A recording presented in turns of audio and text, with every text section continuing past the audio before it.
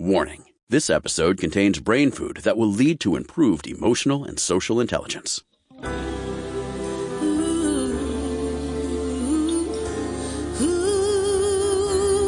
Give us 1 hour and we'll help you change the way you think about happiness. Harvesting Happiness with Lisa Cypers Kamen is fresh, optimistic, and purpose-driven media that promotes well-being from the inside out. Each week, Lisa spotlights diverse trendsetters and change agents who are the greatest contemporary thinkers and doers, devoting their lives to creating a better world in which to live. Your host, Lisa Cypers Kamen, is a widely recognized applied positive psychology expert, author, documentary filmmaker, and lecturer specializing in optimal lifestyle management. Let's get to it. Here's Lisa. This episode was recorded while on the road, and you know what that means. Imperfect sound, imperfect technology, but still that perfect, health-consciously prepared brain food. Good morning, good afternoon, and good evening, wherever you are. Thanks for joining us on today's show, where you will learn about suffering and searching for the sweet spot of meaning. My first guest is Dr. Paul Bloom. Paul Bloom is the professor at the University of Toronto and emeritus professor at Yale University. His research explores the psychology of morality, identity, and pleasure. Bloom is the recipient of multiple awards and honors, including most recently the $1 million Klaus J. Jacobs Research Prize. And he is also the author and/or editor of more than 8 books. His newest is The Sweet Spot, The Pleasures of Suffering and the Search for Meaning. Welcome, Paul. Thanks for joining me on the show today. Hey, thanks for having me on. It is a pleasure. No suffering yet between us. Let's talk about the myths of suffering and why we're so adverse to it. So some people think suffering is just purely a bad thing, and that a good life is a life of pleasure and happiness and joy, and suffering's to be avoided. Who wants pain? Who wants anxiety? Who wants stress? But I've long been interested in this. And one thing which has always kind of captivated me is we often seek out exactly these bad experiences. And we seek them out in 2 ways. We seek them out as a source of pleasure. So, you might like spicy foods or scary movies. You might listen to sad songs that make you cry, or run marathons. You might willingly cause hurt or pain or anguish as part of a good time. And then I think maybe more significantly, suffering could be a source of meaning. So if you think of what matters most to you, what matters most in your life, I bet that involves difficulty and struggle. And if it didn't, it wouldn't be meaningful anymore.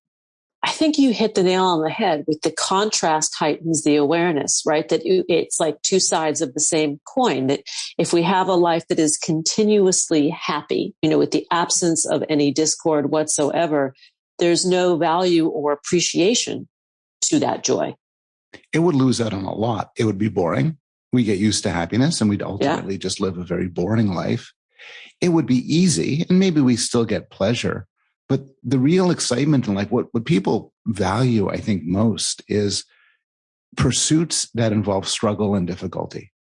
I talk in my book, I once ran a marathon long ago, and it was really hard and unpleasant training, and, blisters and exhaustion and so on. But it was tremendously satisfying when I completed it.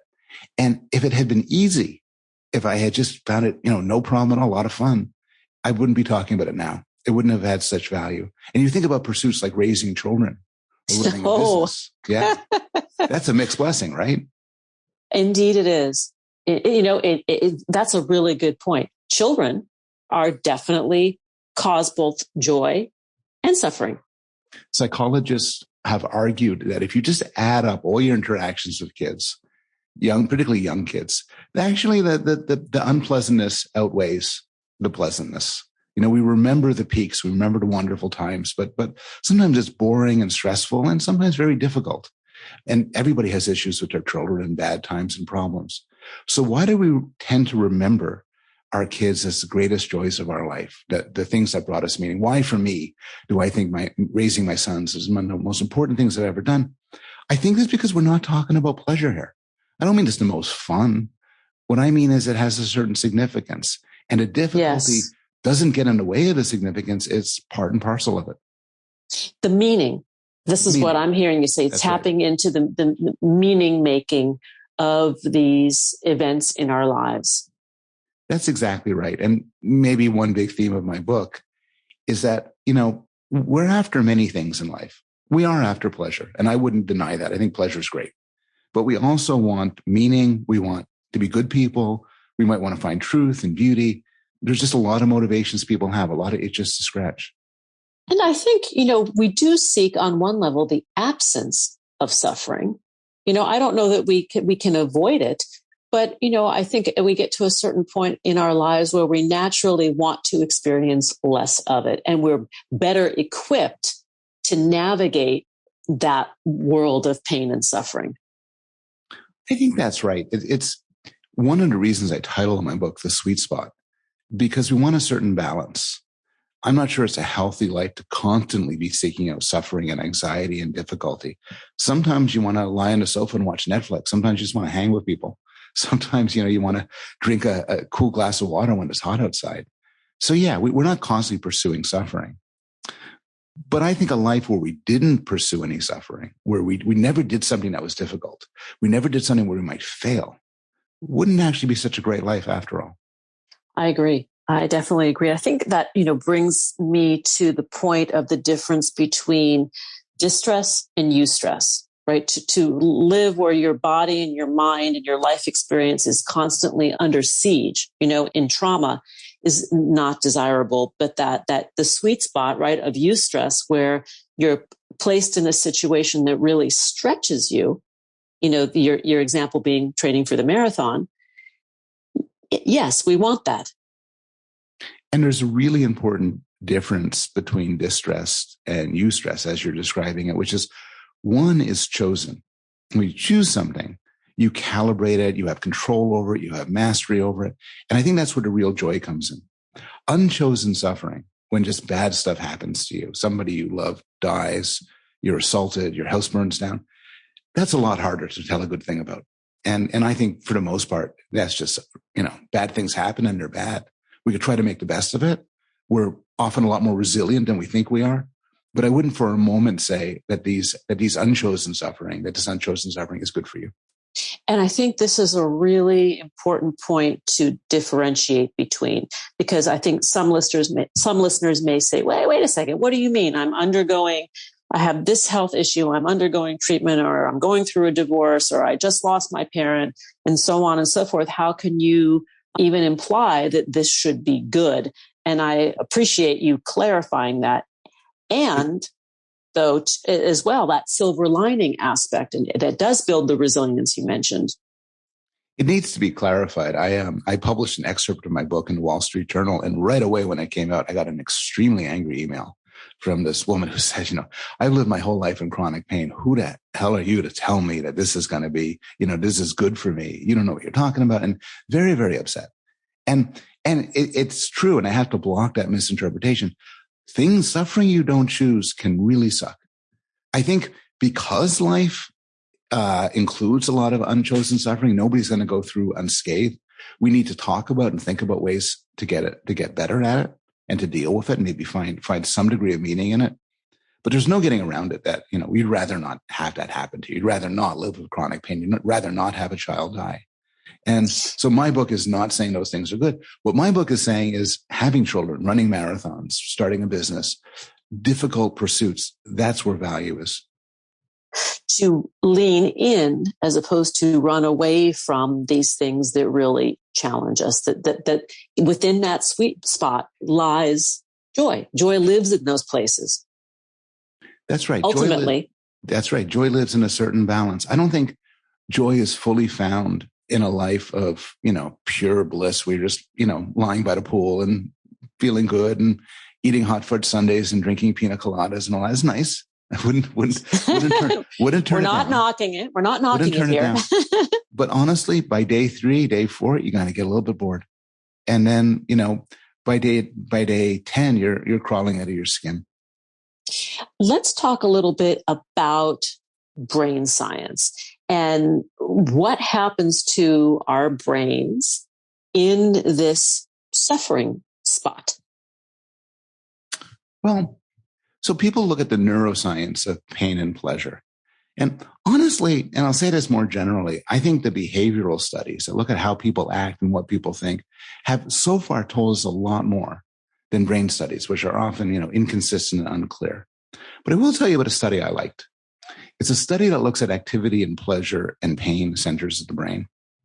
And it looked at different experiences people received. And the finding was that whether you like something or don't like it, even at a neural level, is powerfully contingent on what you're expecting and what you think. So, for instance, in one study, they give people mild heat, which kind of hurts a little bit.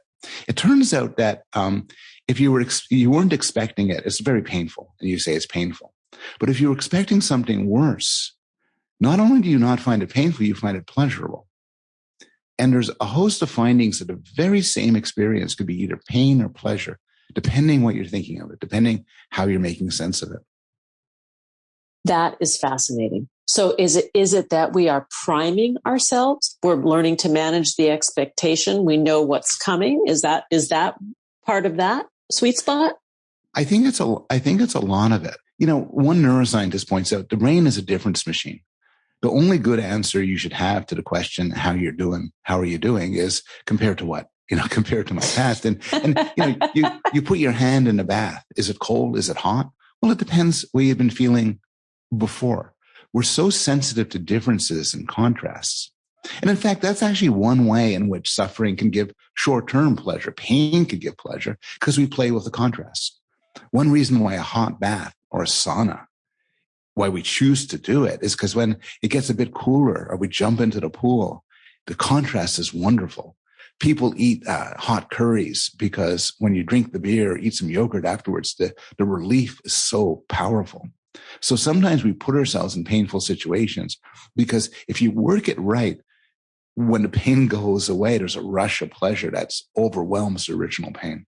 We're going to need to take a break. And when we come back, I want to pick up on that theme as it relates to the sense of aliveness. Maybe that's what the ultimate pursuit is, Yeah. Let's take that pause. We're talking about the sweet spot, the pleasures of suffering and the search for meaning. My guest today is Professor Paul Bloom. You can learn more about him and his work at paulbloom.net, on Twitter at paulbloom at Yale, although he's now at the University of Toronto. Here comes the pause. I'll be right back. To learn more about cultivating sustainable well-being at home and the office, visit harvestinghappiness.com and explore Lisa's experiential on-site brain fitness workshops, corporate programming, and speaking engagement services.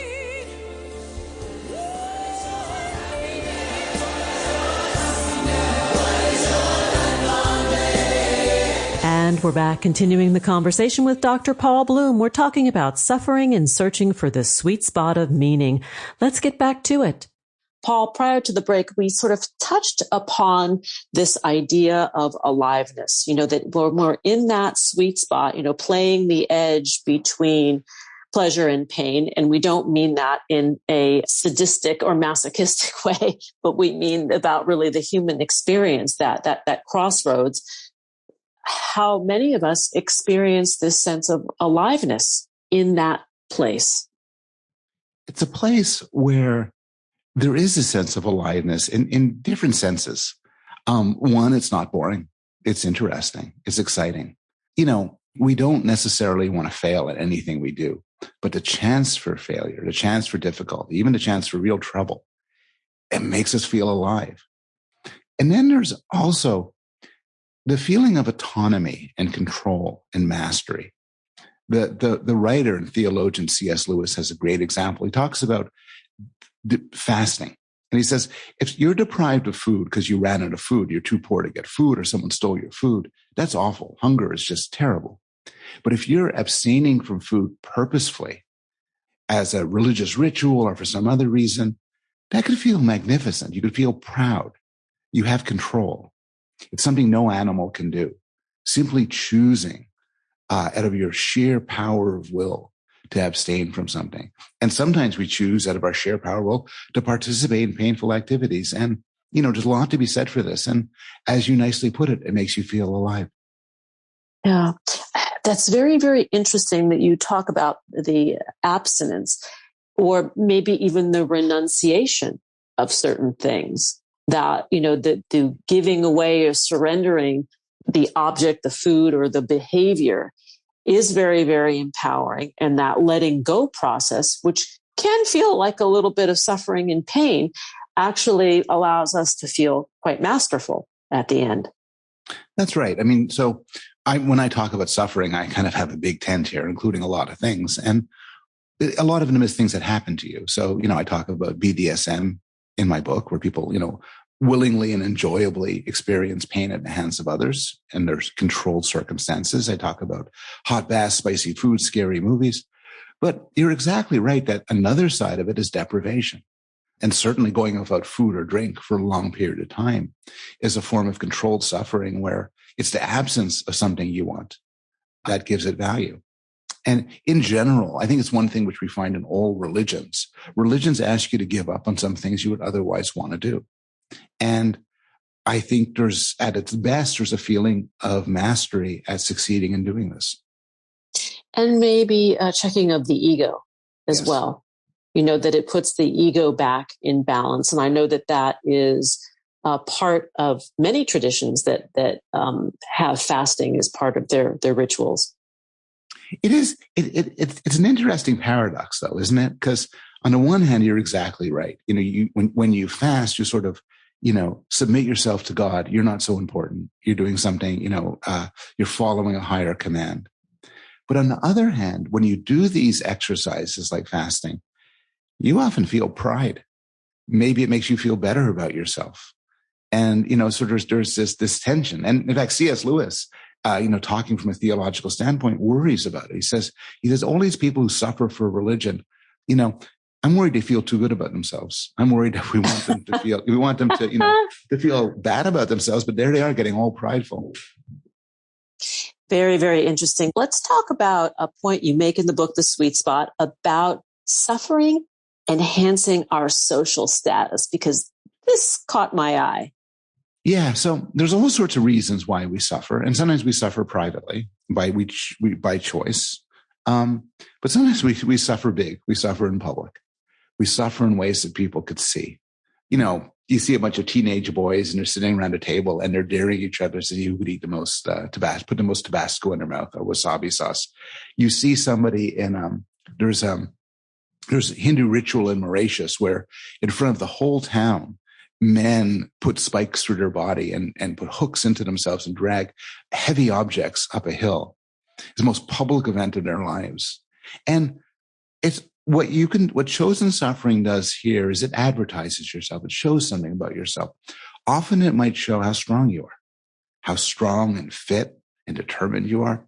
Sometimes it might show how pious you are. I believe in God so much that this is what I'm going to do.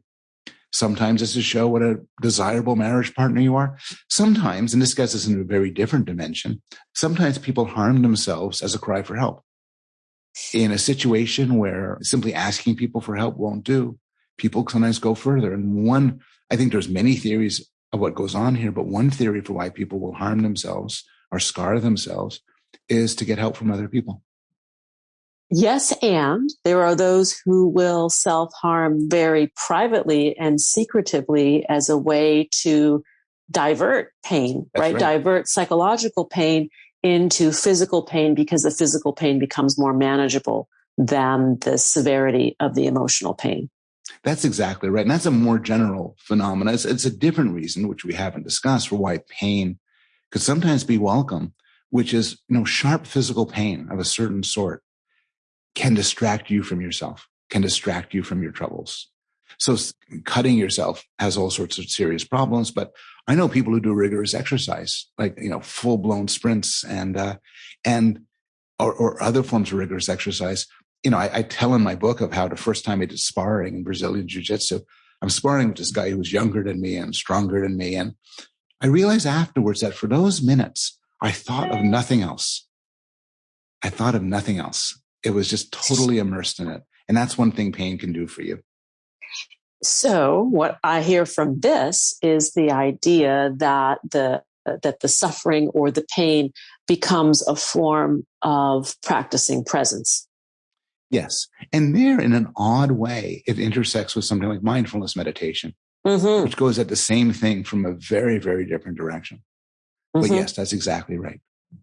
Well, the mindfulness meditation practices are removing sensual stimulation, right? Just trying to quiet everything out. But conversely, with the infliction of pain, whether it's self-induced or otherwise, it's actually like telescoping in to the present moment. Yeah, that's right. And I got to be honest, I've tried meditation, and for me, it's a disaster. I'm too focused on myself. I'm trapped in my own head and this misery. But I have friends who are really good at it. I mean, they would never say they're really good at it. You're not supposed to say you're good at meditating, but they're really good at meditating. And they say at that point, they just lose the self. They think there's no self. They seem to appreciate what they say is the insight that there's nobody home. And at that level, it's a lot like the feeling I would get, if I was running full speed, which is I'm not thinking about myself. I'm just, myself is gone. You're just in it. Exactly. And there's such a pleasure to that. There is a pleasure to that. And that is also a form of flow, right? Yes. So flow is a wonderful other case. And very sad, but Csikszentmihalyi, the man who brought flow to the world, passed away, I think, last week. And his work was a great influence on a lot of people, including me. And me too. we're at our best, not when we're, sitting on the couch and eating potato chips and watching TV. We're at our best when we're in a state of flow. And a state of flow is a state of immersion. You're in flow when hours go by and you forgot to eat. You lost track of time. You never picked up the kids at school because you were just doing your musical performance or doing your rock climbing, or you're writing your book or whatever. And this is a case, flow is hard. Flow involves difficulty and anxiety. Getting to flow is hard, but it is, again, hugely rewarding. And includes stress, right? Yes. There is the element of eustress, maybe even a tiny little bit of distress. Oh, I think you're right. I mean, I've spent the last couple of years writing a book, and every morning I wake up and try to work on it for an hour. And it is so tempting to check my email and do Twitter or just sit, do a crossword puzzle, go for a walk. Immersing myself in what's always a difficult project takes a lot out, and it is stressful and it is hard. But then again, afterwards you feel like you did the right thing and you feel kind of proud of yourself and like it was worthwhile. We're nearly out of time, but I want to wrap with revisiting the life with the absence of suffering. I mean, and you mentioned it could be pretty boring, that there is a tremendous value to this kind of discomfort. And again, we're not talking about these living in that state of constant traumatic loss. That is not good for the mind, body, spirit, or anything or anybody. But sort of the everyday human experience has true value. And I think that's right. I think there's a psychological observation here that would end up being boring. But suppose it didn't. Suppose somebody could inject heroin into your bloodstream or wire up an electrode into your brain that you were just constantly thrumming with pleasure, just for the rest of your life. You just, sit lying on a bed, just having pure pleasure. I would suggest that that's actually not a good life for moral reasons. A good life involves affecting other people. It involves relationships. It involves making the world a better place. And to do that, you got to kind of turn away a bit from pleasure and focus on other things. Perfectly said, and which goes to the subtitle of the book, right? The pleasures of suffering and the search for meaning, that without that sense of passion, purpose, place, and meaning in our lives, the human experience becomes pretty flat. I think that's exactly right. Paul Bloom, thanks for joining me today on the show. The book is The Sweet Spot, The Pleasures of Suffering and the Search for Meaning. To learn more, please visit paulbloom.net. On Twitter, you can find him at paulbloom at Yale. Although I want to add, because it's fun, that you're now at the University of Toronto. That's where people could find me. Thank you so much for having me on. Oh, thanks. Come back and hang out. This is an important subject that we all need some training on, how to suffer well. More and more these days. Yeah. Yes. Here comes that pause. We'll be right back. Did you know that happiness is actually good for your health? Happy people live longer, are more productive, and make better partners, parents, and professionals. Connect with us on Facebook at Harvesting Happiness. And follow Lisa on Twitter at Lisa Kamen for a daily dose of inspiration.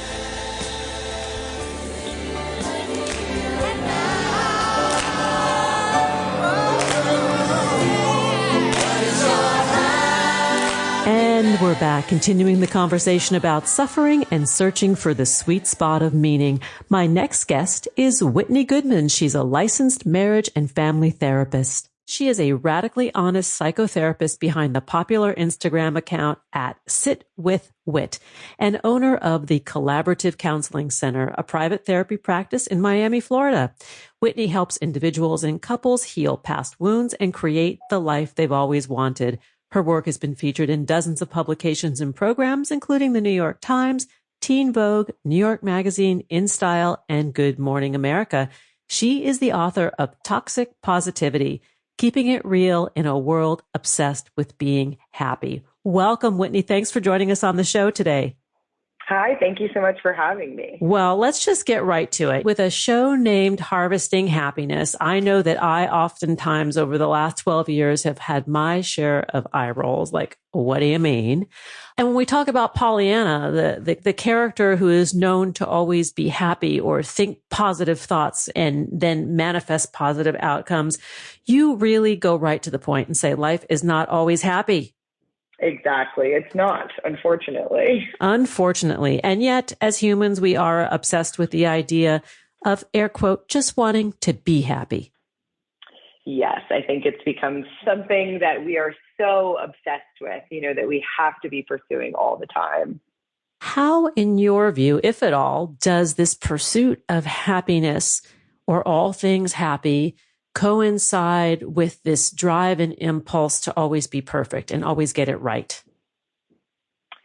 So appearing happy all the time, I think, is in line with trying to be perfect because we think that perfect people or good people are happy. There's a lot of quotes like, happy girls are the best types of girls, or I don't like being around negative energy. And so many of us, I think, are striving to be someone that people like to be around and that people don't ever have a problem with. And a lot of times that means, well, that I need to always be positive and like a pleasure or pleasant.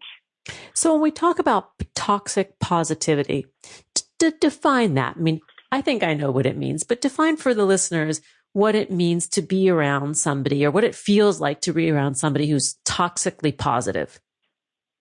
Yeah, so toxic positivity is the unrelenting pressure to feel happy and be pursuing happiness at all costs, no matter what the circumstances. If you're around someone that's engaging in toxic positivity, this is likely the person that whenever you're feeling something difficult, they're saying, just smile, look on the bright side, be grateful it's not this, or at least it's not that.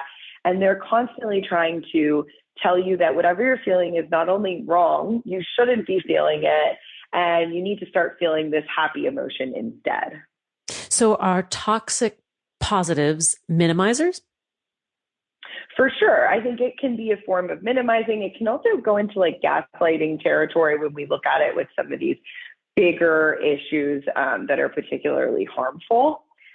And there are also people who are kind of in denial, I think. And what do you mean? Denial about the realities of life or? Yeah, denials about the realities of the world that we live in, about the range of emotions that people feel. And often when we're engaging in toxic positivity, it's because it's hard for us to accept the hard thing that's going on. So if you know somebody that's sick or struggling, you might want to deny their emotion because you admitting that it's real would be too painful for you, and you would have to accept that reality.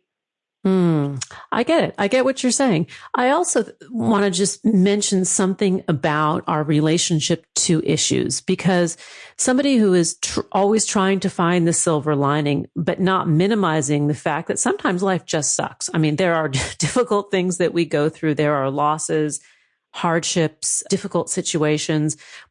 But is it, in your view, is it part of the healthy coping strategy to acknowledge what is and then also try to find the silver lining, try to find the lesson?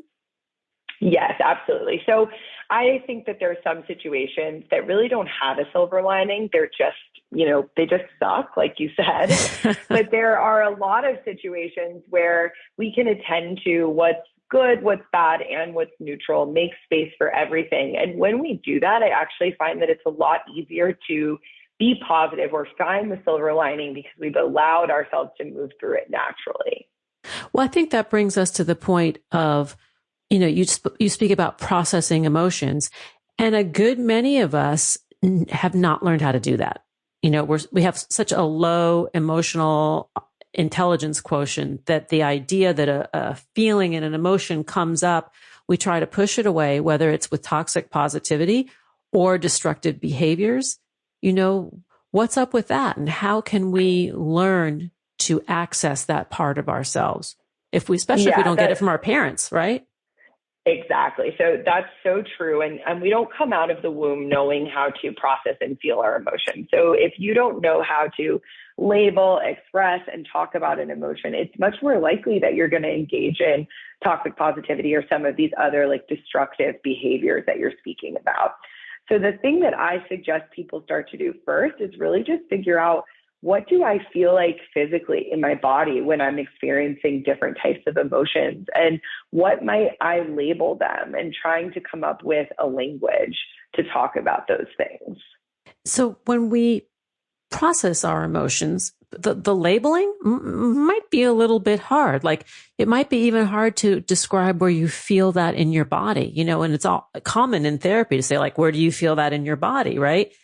Well, if you're not used to really allowing yourself to feel, that could feel pretty strange. For sure. And so thinking about how can I just draw attention to what feels weird or good or interesting, of is my heart beating faster? Do I have an upset stomach? There's a lot of things that we can pay attention to and just start to notice without any judgment. So to begin to identify the feelings, I think I'm hearing you say, try to tune into the body first. What is the body saying, and where is it saying it?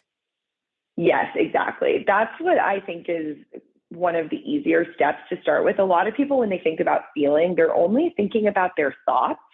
What am I thinking right now? What labels am I giving those thoughts? And thoughts are actually quite random a lot of the time. Sometimes they mean things, sometimes they don't. And we don't want to give too much power to our thoughts, where if we go with a body sensation, there's a lot of different ways to interpret it or examine it. Anxiety might feel also like excitement, and I get to choose, how I want to label that and how I want to interpret it. Well, I do like what you're saying about the thinking part, all the things that come into our minds. And it reminds me of a phrase I love to use about don't believe everything that you think. Just because it pops into your mind doesn't mean it's necessarily a good idea or even true. Exactly. And I hear this from my own patients all the time of oh, I was thinking this or had this thought. Does that mean I'm crazy? And we all have weird thoughts. It's what would happen if a pig flew in the sky or something. And it doesn't mean that you're actually believing that or giving any weight to the thought. And so when we use our thoughts as the only lens into our emotional world, it can be really tricky and not accurate. So let's talk about those thoughts and the relationship to happiness or lack of happiness in our lives. People will often say in the context of therapy or coaching, all I want is to be happy, right? And are there really barriers to that happiness for anyone? Because there's the external happiness, and then there's a sense of what is going on internally, and finding some sense of contentment with what is. Exactly. So I hear this a lot. I just want to be happy. Right. And many of us have said that. And when I hear that, I like to tell people, that's actually not a great goal. And there's a couple of reasons why. Happiness is just one emotion. We don't want to feel it all the time, and we can't feel one emotion all the time. There's also a lot of good that comes from experiencing other types of emotions, closeness with other people, improved relationships, that if I always felt happy, I would be missing out on a lot. So instead, it's about thinking how can I have happiness in my life while having all of these other things and not make that just the only goal, because it's pretty unachievable. Yeah. Or sustainably unachievable. You can't sustain that level of happiness for an indefinite period of time. It's unrealistic. Absolutely. And you don't want to. I think anybody that felt just like a constant state of happiness would realize at some point, like, oh, this is getting kind of boring, or like, this isn't actually what I wanted to feel. Well, I think that the contrast heightens the awareness, right? Like when we have those precious, stellar moments where we think, this is really it. This is so good. I want to savor this. I need to take a mental snapshot of this because I want to come back to that, that moment when things aren't always good. If we have the comparison, right? We have a difficult moment where we're really upset, or we suffer a loss or some trauma, and we can contrast and compare the two and recognize that both conditions are impermanent, as you mentioned earlier. Yes, absolutely. And so any feeling that we're feeling is going to change. And often in those really amazing moments, some of like maybe the birth of a child or a wedding, like we also feel a lot of other emotions in those moments. I think when we reflect back, it's easy to be like, oh, that was just happiness or joy, but it's usually a lot more complicated than that. That's so true. That is a great fact. I agree with you. We are going to need to take a break. And when we come back, we will continue the conversation with therapist Whitney Goodman. We're talking about her book, Toxic Positivity, Keeping It Real in a World Obsessed with Being Happy. And you can find out more at sitwithwhit.com, on Twitter at sitwithwhit, Facebook, Sit with Whitney, and on Instagram, Sit with Whit. We'll be right back. And that is an absolute promise. Who says money can't buy happiness? Whether you are a skeptic or seeker, check out Lisa's new book. Are we happy yet?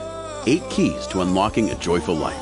A boot camp manual for greater emotional fitness is available at Barnes & Noble, Amazon, IndieBound, and HarvestingHappiness.com. Here's a truth bomb. Emotions are contagious, and happiness is a universally desired state. But we tend to forget that we all have the freedom to be happy or the liberty to be miserable each day, regardless of external circumstances. Explore the journey of human happiness, how to find it and keep it, with Lisa's documentary film, H Factor. Where is your heart? Visit HarvestingHappiness.com to learn more.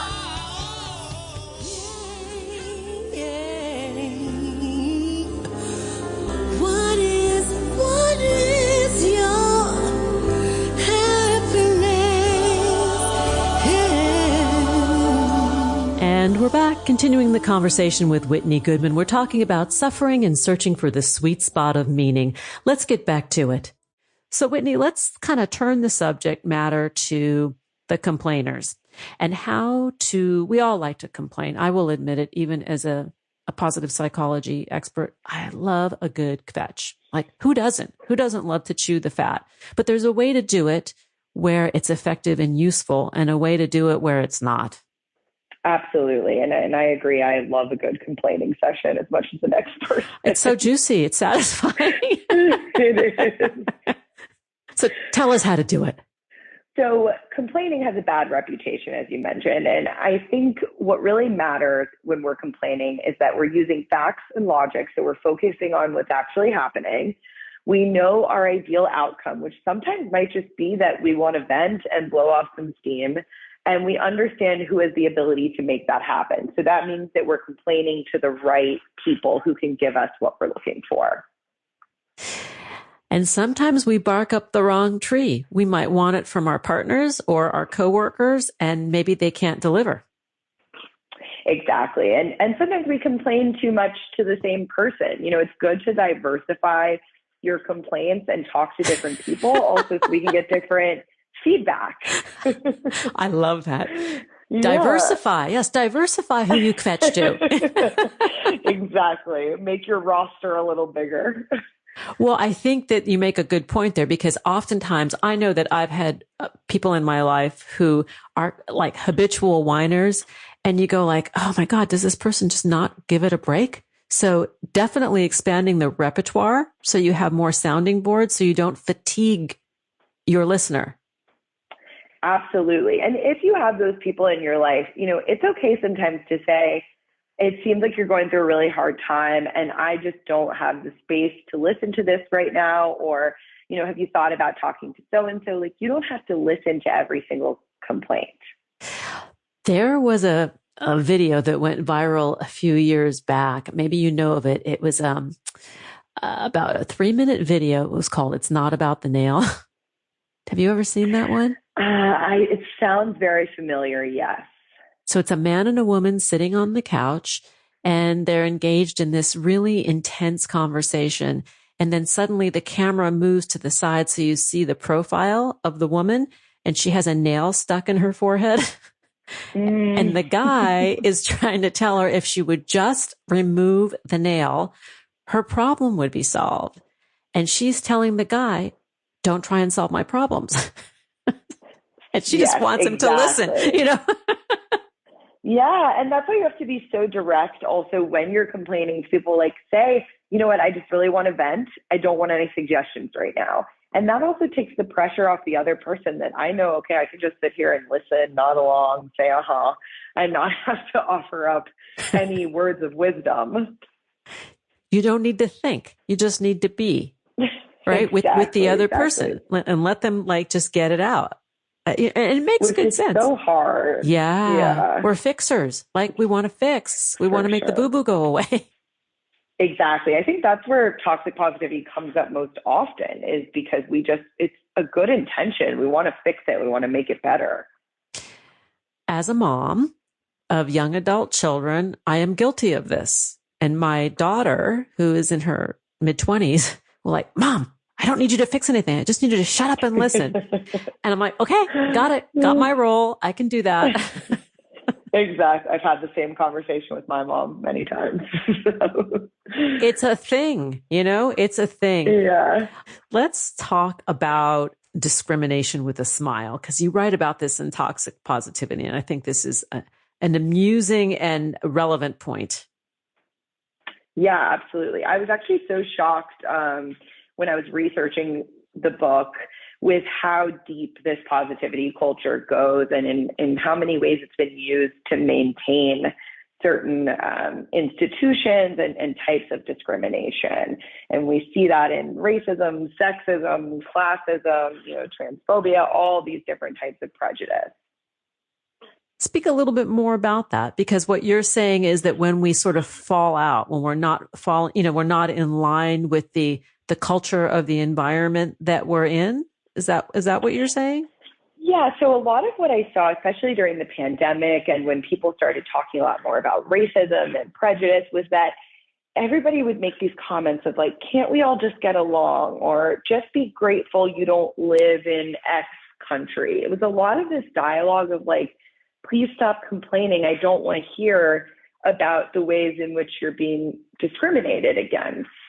We also see this when people were fighting for gay rights and the right to marry, that it would be okay, well, I just want you to be happy. And so if anybody wasn't happy in their relationship, then they're not fitting the profile of, what we are demanding from them. There's this pressure to be happy if you're a parent or if you're a working parent, whatever your choice is, you better be happy doing it or someone's going to get upset with you. Got it. I thought you were going in a little bit different direction, but I hear what you're saying. And so there is a lot of pressure to at least fake it. If you can't really be happy, at least put on a happy face, because it makes me feel more comfortable, right? That it's. Yeah. And a pressure to not talk about things that are actual real injustices or things that are wrong in our world, because people are just going to respond to you with well, suck it up. It's just how it is. And you should be grateful it's not worse. But, is there something to that, though? I mean, have we become so soft on the one hand, where we can't just accept, sometimes life really, does suck. Things are difficult. And yet we can be grateful for the things that are going right and that things are not worse without minimizing, without being Pollyanna about it. Absolutely. I think in these situations, you're often seeing a group of people that are saying, hey, we've been dealing with this for a long time. This is a problem, whatever the problem is. And people who aren't experiencing the problem and maybe have access to more or living a quote unquote better life are saying, you should just be happy, like stop complaining, instead of maybe looking at the problem and saying, hey, can we all do something about this to make it a little bit better? Can we find a way to support each other and fix the problem? What you described to me sounds like a lack of empathy for the story of the other, right? Absolutely. A lack of empathy. And I think in some situations, a lack of accountability, of recognition, of even wanting to validate that something exists. Got it. And I think that's something that we are challenged with as a society, that each of us comes with our own, sets of baggage, of emotional baggage and literal baggage. And when we don't try and cross the divide and understand a bit about what the other is going through, putting yourself in the other's shoes, we lose a lot of opportunity, to make connection and to see that, we really are all in this together. Your life might be better today than mine, but, that could change on a dime. Yeah. And if we could just, instead of saying, let's all just love each other, let's all get along, if we could just look at someone's situation and say, wow, that does seem really difficult. And I think I would be upset if that was happening to me too. And try to just validate and understand where the other person is coming from. Yeah. How do we find fulfillment in this difficult world in which we live? So the way I propose that people find fulfillment is through connecting with their values. And when we're living a value-driven life or living in accordance with what is important to us, we will feel fulfillment, happiness, joy, pain, sorrow, all these things.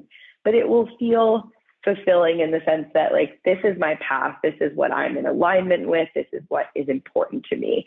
And our values are constantly changing throughout our life, depending on our age and where we're at in the life cycle. And we can be reorienting ourselves as we grow. So when we talk about, finding that happy spot or the sweet spot, you're suggesting that we first take an inventory of what's important to us. This is what I'm hearing you say, at least. And that we follow that path. If we're not living in a congruent way, that's where we can make some shifts, internal shifts. Yeah, absolutely. And so when we say, these are the things that are important to me, like let's say family is a value for you, you're going to live in line with trying to make family a priority. And that's very different from saying, I always want to be happy, because your family might upset you sometimes. They might be annoying. And maybe you say, you know what, they're not making me happy, so I'm going to cut them out. And of course, some people do have legitimate reasons to not have a relationship with their family. But I think when we're living in line with values, it gives us a little bit more wiggle room for a wide variety of emotions and experiences with that value. And when we talk about the pursuit of happiness, in my view and in my experience, that the happiness is the byproduct of something else, right? It's not the destination.